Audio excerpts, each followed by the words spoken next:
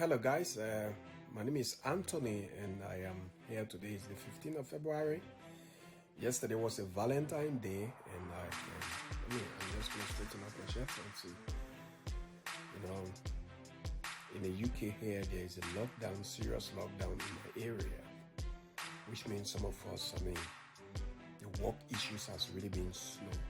But I decided to do the video on behalf of Girls' Right Initiative. Girls' Right Initiative is an organization that we are running in Sierra Leone. We saw the needs that of our young generation, the people, the youth, the girls, the suffering that they are going through. So we decided to just give our help, give some little help as much as we can to the society. And we are looking up, we are calling people for support. We want for the population, diaspora, people in the diaspora want to join us. Yesterday, I have a fruitful conversation with one of my old-time friends.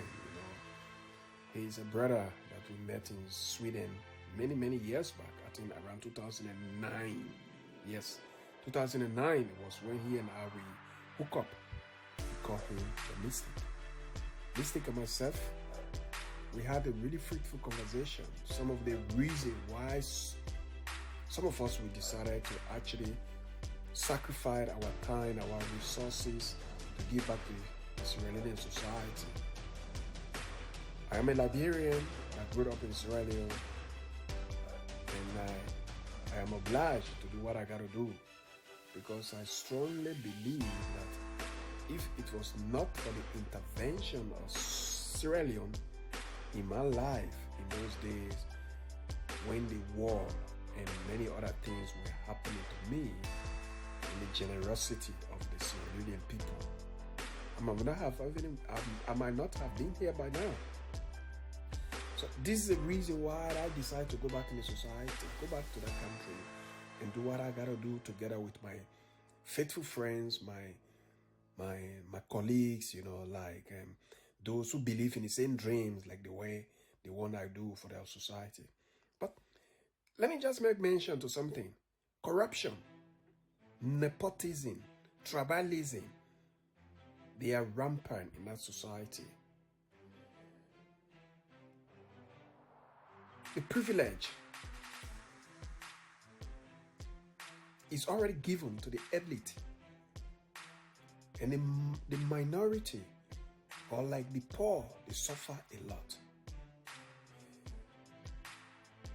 I always give credit to the Sierra Leonean society for everything that I've achieved in my life, even for me to be alive. But at the same time, I'm going to be honest. I paid a price. Everything never came so easily.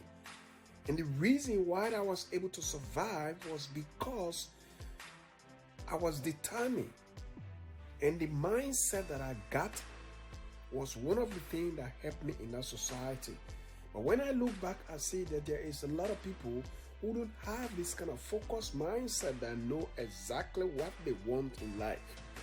And those kind of people, they will always end up being suffering. They will always end up as sufferer.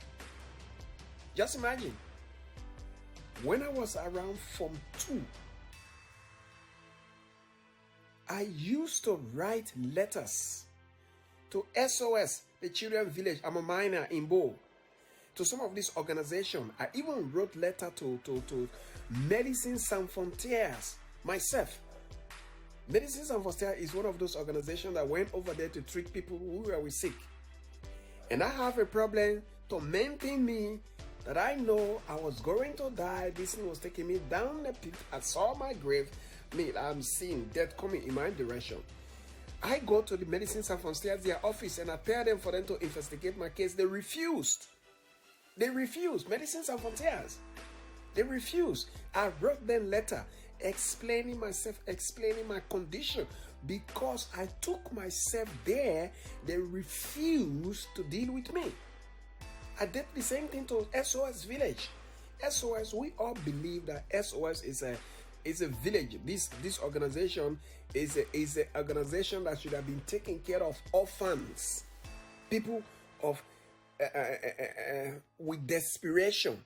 But in Sierra Leone, SOS Village is controlled, and 99, according to what mystics say, 99.99% of every children in those SOS Village in Sierra Leone, these people, they are children from well-to-do family, the sufferers, the orphans. Nobody can ever come closer to those places.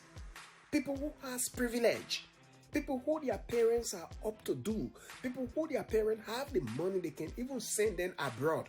They are the one that are living in those SOS. Why is it like that? This doesn't just start overnight.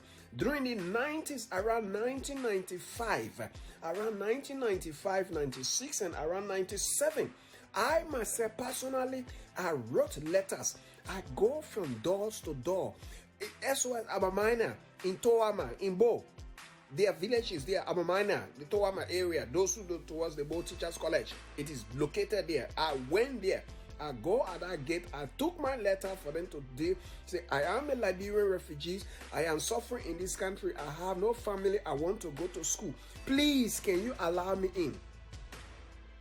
At least, if you don't want me to live in a home, just give me some assistance so that I'll be able to pay my school fees. They refused. So, what makes the difference? Nothing has changed. If you dig the history of all those kids, the children over there, their parents might be ministers. They might have connection abroad.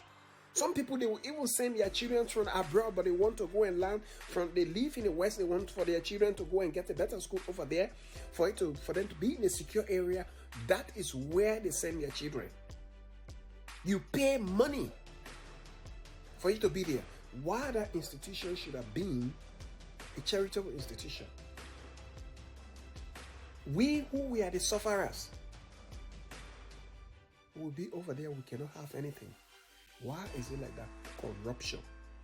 Girls' Right Initiative. We know these things. Many of us who are the pioneer of Girls' Right Initiative, that organization, we have worn the shoes. We pass through these things and we want to make a difference.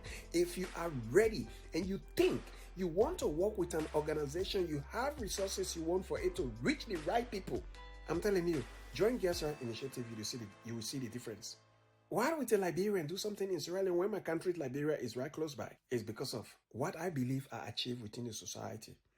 My connection, my friends, my people, those who help me out, those who inspire me, those who become the role model of the life that I'm living today. We are from Sierra Leone. Some of these people, they are already dead. Some of them, they didn't live long to see this day. But yet they have a dream to transform the society. But they were not able to do it. Their life were cut short from the surface of the earth. Some of us will stand in that gap. We want to fulfill some of these things so that at least we give some impression, so that the young generation, that we know that there are people out there who came before them, who are paving the way for them to have a good life, so that they themselves, they will pick up the baton and continue going. Our society should be developed. We should transform our society. Like what JFK said, don't ask what your country can do for you, but ask yourself what you can do for your country. This is what I always try to ask our politicians. What are you doing for your country? Other than you scoffing all those money, other than you sending only your children abroad, other than you sending your girlfriend here and there. What have you done for your country from your own personal pocket? What have you done for your country? I mean, few people have the heart. They won't have that opportunity. But the greedy ones, those who are who greed has consumed them, that can do anything for money. Just like I'm saying to you, I carry my letters there over and over as a Liberian refugee, suffering Liberian refugee. I left my father, my mom, my everybody.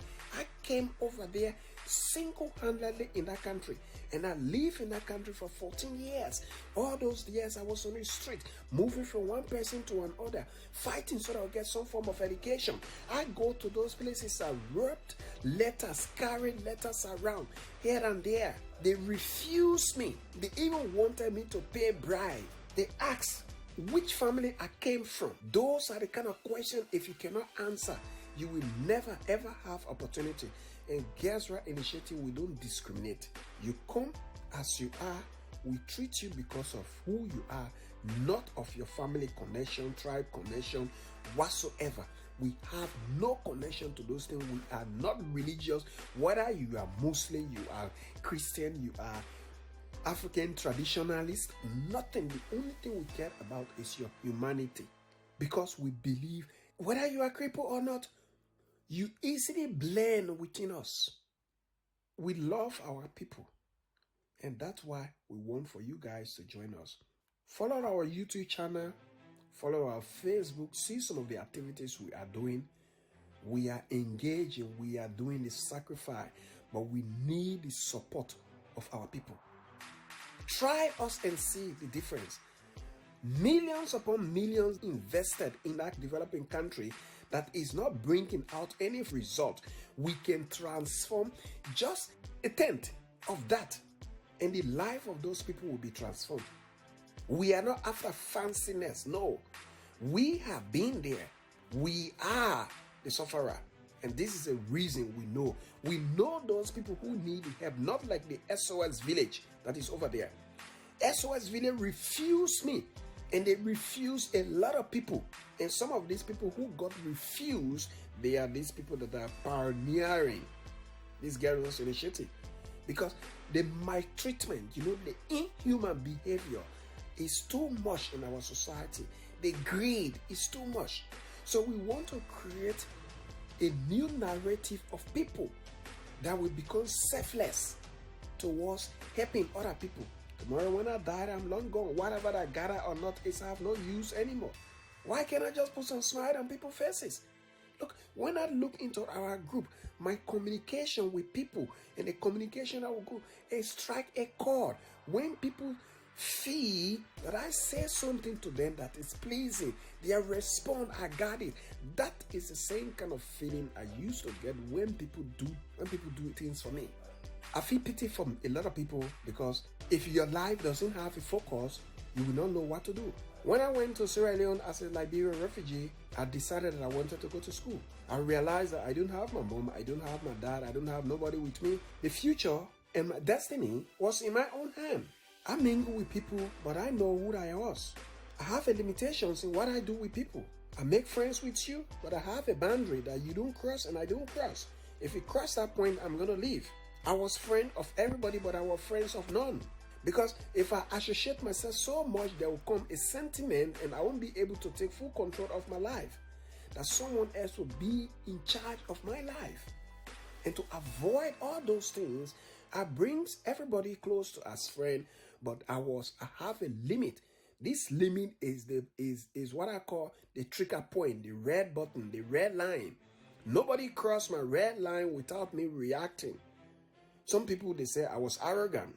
It was not about being arrogant. It is about me keeping my prestige and my respect, that I will be able to focus on myself. Realizing that I was a Liberian in Sierra Leone, I disassociate myself with sentiment, like tribal sentiment, picking side here and there. I became friend with the Timini, I became friend with the Mende, I became friend with everybody. I became friend with drunkard, I became friend with smoker, I became friend with drugs addicts. But I even became friend with priests. I even became friend with paramount chiefs. I run errands for some of these people. I became friend with some military officers, the brigade commander in Bo. I was their friend. I move around all these people. Certain people, they put themselves in a position that they reach a point they will lose their voice. I was always ready to look danger and whatsoever in the face and clear my plain mind. I know the repercussion, but sometimes we have a saying that truth war doesn't spoil friendship. Even if you are feeling me and you do me something that is actually against my humanity, I would prefer to tell you and you know the truth. If you want, don't feed me again. Because I know if I go back on the street, I will have another person that I can persuade. The bottom line is I used to have that persuasive mean of communicating.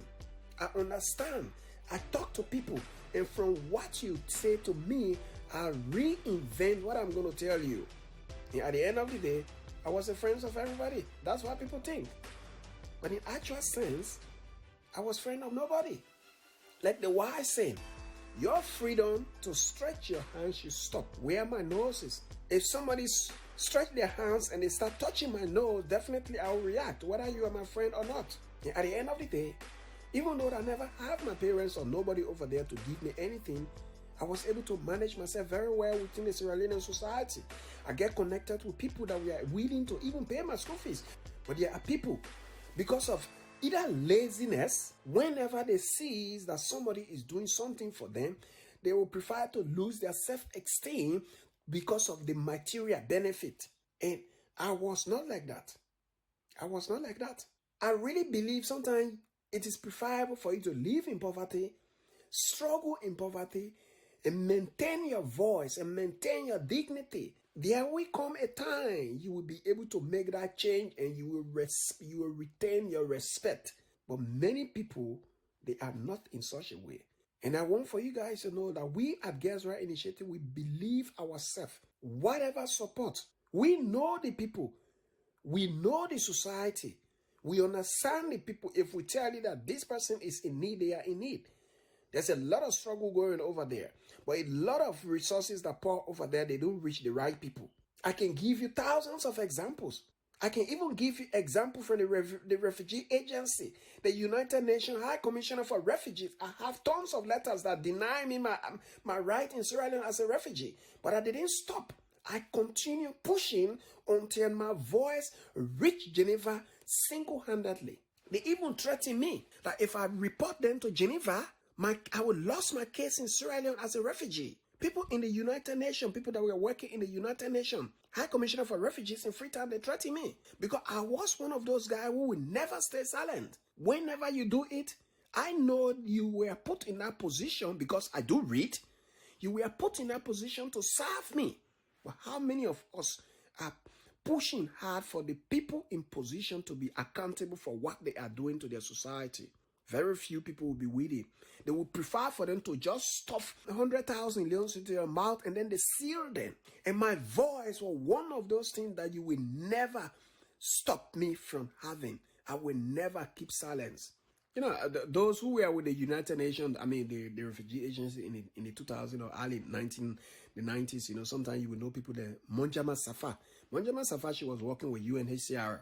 She was a nice lady, you know. Monjama Safa, she is the only nice person that I can set out over there. You know, she treats you like a human being.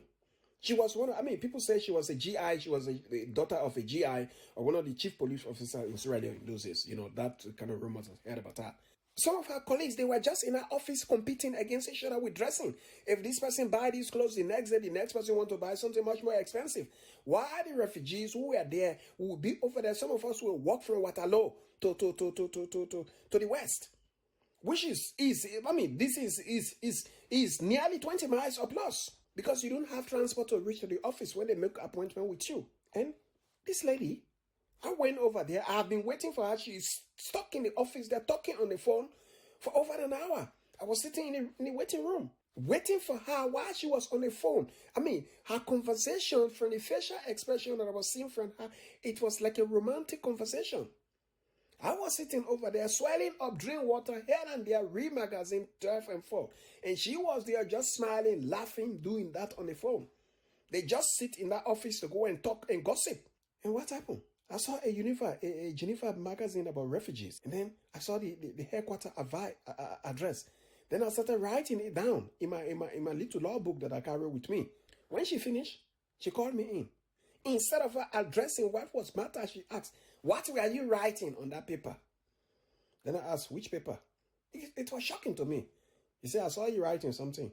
You are writing the United Nations address. It's as if she and myself, we we saw the same thing. It's like she was really seeing me writing everything, and indeed. Then she said, give me that paper. And she jogged my booklet from my hand. And then she turned to the page. After all, you were writing an address. Why are you writing an address? Then I just stared at her without saying anything. And she said, I'm going to warn you. Don't attempt to write Geneva any letter about us. You do it, you will lose your case. Geneva doesn't deal with a single person. Oxfam doesn't deal with a single person. UNICEF doesn't deal with a single person. SOS doesn't deal with a single person. All these international NGOs doesn't deal with a single person. But each of those single person, they are individual. They are not statistics. I was an individual in that country.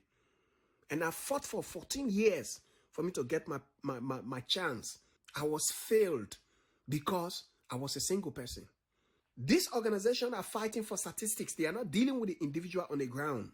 That is the reason Gezra Initiative, we are taking the initiative by ourselves to deal with single people. Because each of those people, they are the real human being. They are those who are feeling the pain. Somebody like myself that came from Liberia, went over there, lie in the hospital for 9 months, fighting for my life. But yesterday I was there, I couldn't get the right medication. I was a single person. Because of this organization, they don't deal with single person. They are only fighting to create a statistics. Mismanagement is always in that case in the society. These bigger organizations, they hardly deal with single person. They don't listen to the single voice. But when you come to the West, where this organization came from, they fight for individual right. They say each person has a voice. But when they go down to Africa, we lost our voice because they are looking for statistics. They are not there to help us. Gezra Initiative want to change this narrative because we look into the single person's story, we listen to your story, we follow you and know exactly what you want. We deal with each person as an individual. But this big organization, they don't deal with a single person. 14 years, like I'm saying, from 1991, I was in Sierra Leone until 2004, they never deal with me. Because even the refugee agency said that I didn't qualify to be a refugee because I was single. I went over there in the country as a single child. They are dealing with families. Families who brings in people from different ethnic, from different tribe. They buy their space, give them money, and then they will put you on the United Nations resettlement package. But because they believe I was so single and they cannot rip anything out of me, so my case was never accepted. This organization don't deal with single person. So if you want for them to have your listen to your story, it is not your individual story they are listening to. It is the statistics that they care about. The statistics for them to provide to the organization, to their head office. The statistics that say they had used the money, instead it will misuse the money. In a refugee camp, even like with the Sierra Leone refugee camp, because I have a lot of friends who are in a displaced camp here and there, what do? Every name over there is pre-planned. I have a friend we used to call him Pass or Die, Christian Charles. He was a thug, man. This guy, he was a thug. Christian he was tough. He was not a weak-minded somebody like me or like sympathetic-minded somebody like me. Christian, he will go on the street. Sometimes he will pretend to be a fighter and he will rip money from your pocket. If his heart twists, he become pastor. He start preaching for you and then you give him a collection. He was everywhere. He has even become an imam to pray for they went to a village running. It was during the fasting month, and the rebels were coming. And Christian Charles, he came from another village. They were running. They met this group of people. They have already cooked all this food. And the imam ran because the war was coming. So this guy, they stuck over there. They couldn't eat their food. Because the imam, they have been praying for the whole day. But they couldn't eat their food because the imam has run away and there is nobody to cut the prayer. And Christian Charles said, boy, you are not, ain't you hungry? Go and become those guys imam. And at the end of the day, Christians pray for them. And they started asking him, where do you learn your Arabic? He was inspired by hunger to become the imam, to pray for those people. When we were in Bo, Christian Charles have over 5 refugees card. Each of those cards have from 5 to 7 dependents. He bought this card and he was making money out of those things. And he was my friend. Every time supply came in, Christian would call me and say, boy, let's go. I have a lot of supply that I want to share with you. The only thing is, I don't know who's going to collect my supply because I don't want for them to see my face all the time. This refugee agency, they have pre-prepared the statistics and give it out to the United Nations that they were supplying these people while the real refugees are not getting this food. The food was being taken by people like Christian Charles because he was smart and wise. You know, he said, this is not Salome, this is Sierra Leone. You have to be smart, you have to be wise. And we who are stupid, we are the sufferer. Guess Right Initiative, look into those things. Christian Charles lesson, we learn. The United Nations, not dealing with single individual, we learn. The SOS Village, not dealing with single individual, we learn. Medicine Sans Frontières, not dealing with single individual, we learn. They all want for a big check to recommend somebody. So if you are a sufferer and you recommend yourself, they will not listen to you. But we at Girls Right Initiative, we listen to everybody because the West, it's like, you know, just like the African, when they come to the West, they do the opposite. Then the West, when they go to Africa, they do the opposite. I learned about individual respect, about individual value in the West. But when these people go down in Africa, they don't implement these things. They fight for statistics. They are not looking for those individuals who are the sufferer. They are looking for statistics. They just want the statistics. And how will this continue? Let's bring an end to this thing. If you are going out there in Africa for real development, genuinely go there for development. Don't use us as your statistics. I am not your statistics. I'm a living entity. The same way you don't want to be part and parcel of a statistic in your home country, it's the same way I don't want myself and my people to be statistics.